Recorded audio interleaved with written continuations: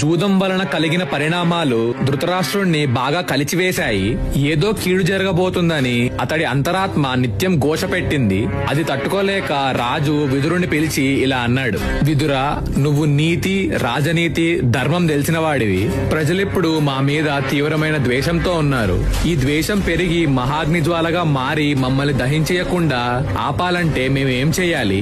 కోపంతో మండిపడుతున్న పాండవులు మమ్మల్ని సమూలంగా నాశనం చేయకుండా వాళ్ళని ఆపడానికి ఏం చేయాలి? అందరి మనసులోనూ మా పట్ల అభిమానం, భక్తి కలగాలంటే మేమేం చేయాలి? ఇవన్నీ వివరంగా చెప్పు అని అన్నాడు. అప్పుడు విదురుడు ఇలా అన్నాడు: రాజా, ధర్మం, అర్థం అంటే అండర్స్టాండింగ్, కామం అంటే డిజైర్, ఈ మూడిటి పురుషార్థాలు సాధించాలి.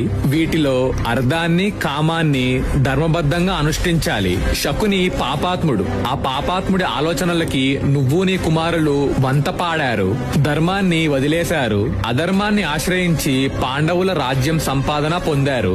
ఏ రాజైనా క్షేమంగా ఉండాలంటే ఇతరుల సంపాదనని ఆశించకూడదు, పరుల సంపాదనని వక్ర మార్గంలో కైవసం చేసుకునేందుకు ప్రయత్నించకూడదు. కానీ నువ్వు చూస్తుండగానే ఆ పాపం జరిగింది. ఇప్పటికీ మించిపోయింది ఏమీ లేదు. శకునిని వదిలిపెట్టేయి, పాండవులని ప్రేమగా ఆహ్వానించు. ఈ భూమండలం అంతటినీ పరిపాలించగల సమర్థుడు యుధిష్ఠిరుడు ఒక్కడే. అతన్ని సింహాసనం మీద కూర్చోబెట్టి దుర్యోధనుణ్ణి అతనికి విధేయంగా ఉండమను.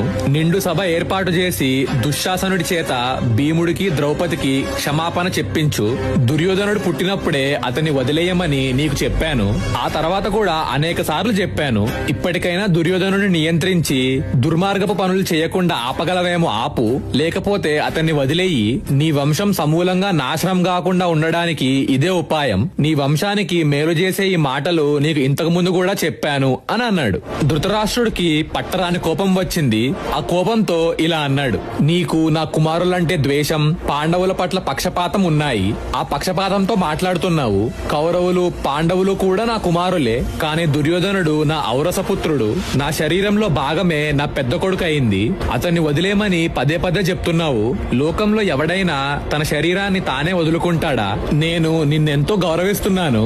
కానీ నేను ఎప్పుడు ఏమడిగినా నువ్వు కుటిలమైన సలహాలే ఇస్తావు. నా మనసుకి బాధ కలిగించడానికే ప్రయత్నిస్తావు. ఇక నేను ఇది తట్టుకోలేను. నువ్వేం చేస్తావో నీ ఇష్టం.